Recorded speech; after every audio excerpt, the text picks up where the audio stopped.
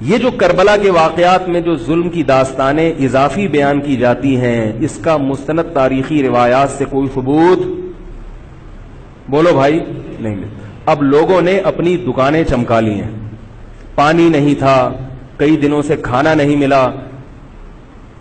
صحیح روایات سے ثابت ہے کہ حضرت حسین رضی اللہ تعالیٰ عنہ کربلا کے میدان میں وضو کر کے نماز پڑھتے تھے، تو پانی تھا تو، اور بعض نے یہ کہا کہ اہل بیت کی عورتوں کی عزتیں اچھالی گئی ہیں۔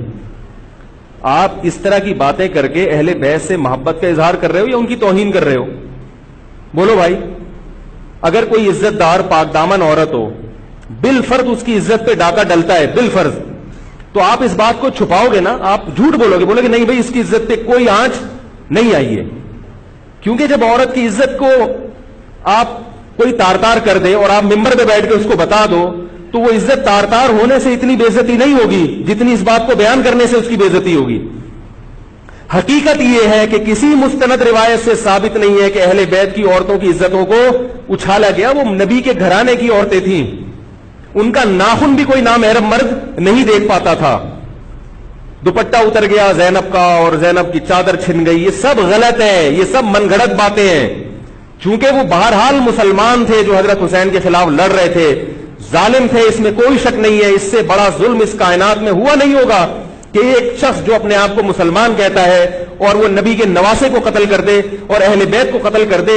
اسلامی سیاست میں اتنی گندی تاریخ ہمیں کبھی بھی نہیں ملتی۔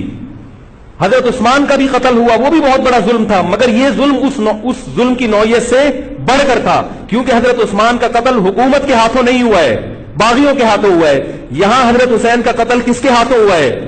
حکومت کے ہاتھوں ہوا ہے، جس پر لوگ بیعت کر چکے تھے۔ تو یہ اسلامی تاریخ میں ایک بہت بڑا بدنما داغ ہے، مگر اس کو بیان جس انداز سے کیا جاتا ہے اور جتنے قصے کہانیاں من گھڑت سنائے جاتے ہیں ان کا حقیقت سے تعلق نہیں ہے۔ ہماری نظر میں چاہے پانی بند کیا ہو یا نہیں کیا ہو، کھانا ملا ہو یا نہیں ملا ہو، ہماری نظر میں حضرت حسین رضی اللہ تعالی عنہ کا سر قلم کر دینا ہی کائنات کا بدترین ظلم ہے۔ یہی ایسا ظلم ہے کہ جس پر جتنا غم کیا جائے کم ہے۔ غم منایا نہیں، غم کیا جائے۔ منانا الگ چیز ہے، غمزدہ ہونا الگ چیز ہے۔ لیکن جو آگے اس میں تڑکا لگایا جاتا ہے، اس کا حقائق سے تعلق بولو بھائی نہیں ہے۔ یہ دکانیں ہیں جو چمکائی، اس میں سب برابر ہیں، شیعہ بھی سنی بھی۔ بہت سارے سنی علماء بھی کربلا کے واقعے کو بہت ہی بھیانک انداز سے بیان کرتے ہیں، اور مقصد کیا ہوتا ہے؟ پبلک کو رلانا۔ ایک رونا وہ ہوتا ہے جو خود سے آئے، اور ایک رونا ہوتا ہے باقاعدہ آپ کو آرڈر پہ رونے کے لیے اور رلانے کے لیے بلایا جائے۔ وہ رمضان میں نے بتایا تھا نا کہ میں نے ختم قرآن پہ دعا کی تو مجھے رونا آ گیا، بہت زیادہ رونا آیا۔ اگلے دن ایک صاحب کہنے لگے مولوی صاحب آج بھی ایسی ایک دعا ہو جائے۔ میں نے کہا میں آرڈر پہ نہیں روتا، میں آرڈر پہ نہیں روتا۔ اب تو آ بھی رہا ہوگا تو نہیں آئے گا۔ ویڈیو کے نیچے سبسکرائب کے بٹن پہ کلک کریں، بیل کے آئیکن پہ کلک کیجئے تاکہ ہر نئی ویڈیو کی نوٹیفیکیشن آپ کو مل جائے۔